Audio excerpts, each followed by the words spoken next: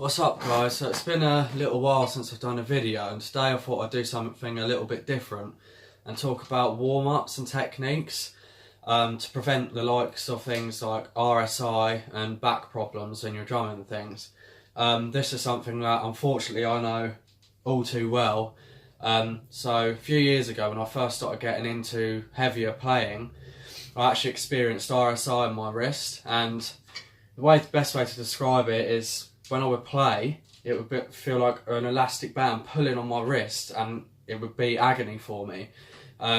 So what I did is I actually went to the doctors, and I thought that they could help me out and give me some exercises and things, and all I got told was to just stop drumming for a while, and obviously that wasn't going to happen because that's what I do. So what I did is I went and looked at some different things to do with my playing, what I could do to prevent the issue. So some of these things obviously can be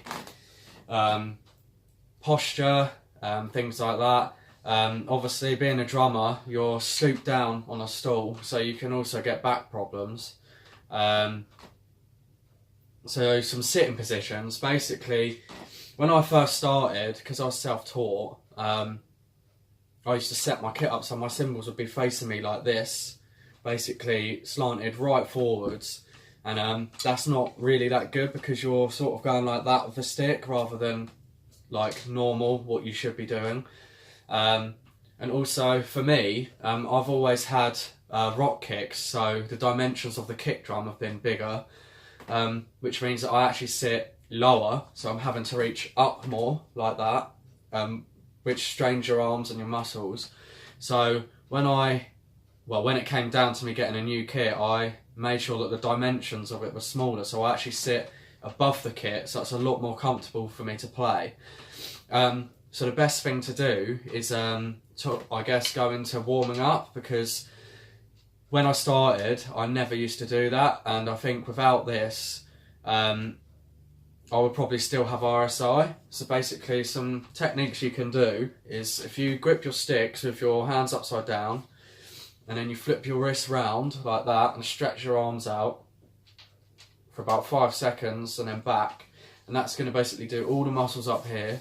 And these are really good things to do before playing a show or whatever, because if you're doing an hours long set, you're really going to feel it afterwards if you don't do some of this stuff. Another thing you can do is hold the sticks like that and stretch, do the same thing. And that's going to do the muscles all up here. And obviously do that on both arms.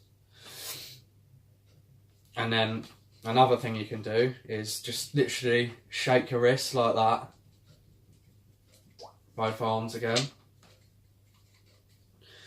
And then another one, which is really good for your shoulders, is pass this over your right shoulder and grab the back of your left hand and pull down and stretch.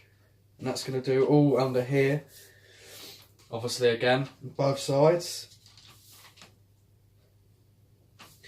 So that's just a few things that you can do before a show, and any drummers out there, if you want to try this out, if you don't warm up before a practice and play, and then you do a practice where you warm up before, you be the judge and tell me what feels better, because I know after a while of playing your wrists will get really tired, especially if you're playing more heavy stuff like metal or rock.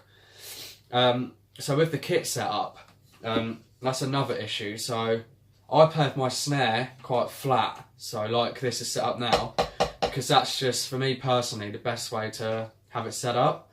But on the stand, you can tilt it forwards, or you can tilt it further towards you, like that. The trouble is, if you have it further towards you, when you hit it like this, all that impact is going on your forearm, like that. And then, if you have it too far forwards, you're going to end up doing rim shots like that, and that's going to force all the pressure of the snare head and the rim going right up your arm. And I've had that a few times, and that just doesn't feel nice. So yeah, sitting positions as well.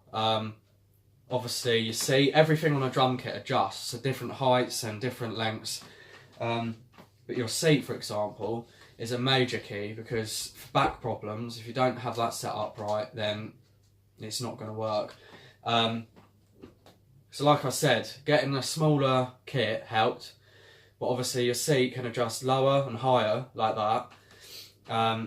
What you don't want to be doing is reaching up to your cymbals. I know it works for some drummers, like Travis Barker has his stands really, really high, but then he's actually got a really small kit, so it works for him. And if you're too low, if you're too high, sorry, you're going to be playing downwards, which is going to be quite bad for you as well.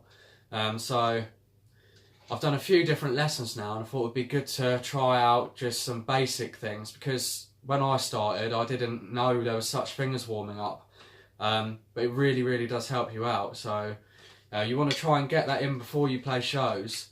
I'm guilty of not doing it as much as I should, but I'm starting to do it a lot more now, and I'm seeing a huge difference with my playing and coming off stage after a gig, and you feel so much more relaxed doing it. At the end of the day, drumming's something you want to enjoy and not feel like your body is suffering because of it. It's a sport at the end of the day.